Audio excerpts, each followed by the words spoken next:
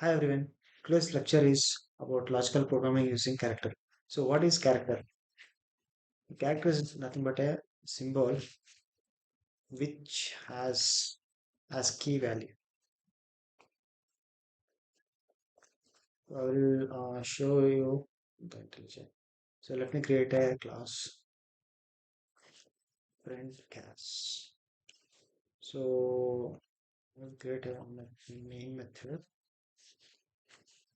In this I will declare a variable C initialize with some random character. Maybe you can take R. Okay. So how to print the ASCII value? Okay, so I will use the C and use some space in them. I'll write C here again and I will do casting so that I will get a numerical value of the C. Let me say on run. So the R's ASCII value is 82. If I put any other special symbol, let's say percentage, if I run, so percentage ASCII value is 37. So we will try to print all the characters from, that is alphabets from A to Z.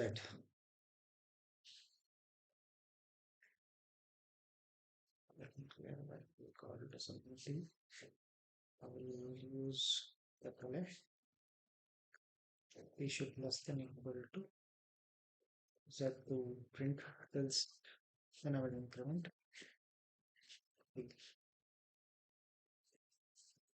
Let me put, so let me put this in the main method.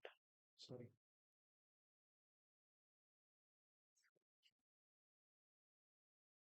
Mm, T use some space. Yes. Next one is not required. So if I try to print this, I will be getting the alphabets. See A to Z. So that's all for today's episode. If you like my video, please do share and subscribe my channel. Code with Revan. Thank you.